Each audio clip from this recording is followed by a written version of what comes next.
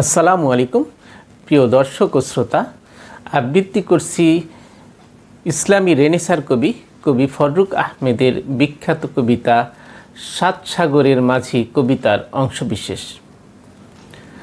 কত যে আঁধার পর্দা পাড়ায়ে ভোর হলো জানি না তা, নারঙ্গী বনে কাঁপছে সবুজ পাতা। দুয়ারে তোমার সাত সাগরের জোয়ার এনেছে ফেনা, তবু জাগলে না, তবু তুমি জাগলে না। সাত সাগরের মাঝি চেয়ে দেখো দুয়ারে ডাকে জাহাজ, অচল ছবি সে তসবির যেন দাঁড়ায়ে রয়েছে আজ। হালে পানি নাই, পাল তার ওড়ে নাকো।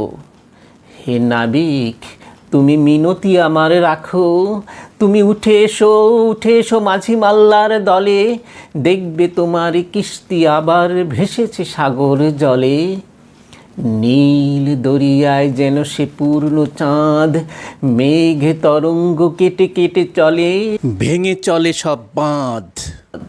তবু তুমি জাগো, কখন সকালে ঝরেছে হাসনা হেনা, এখনো তোমার ঘুম ভাঙল না, তবু তুমি জাগলে না। দুয়ারে সাপের গর্জন শোনো নাকি, কত অসংখ্য ক্ষুদিতের সেটা ভিড়।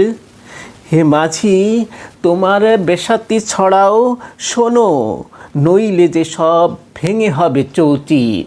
ধন্যবাদ।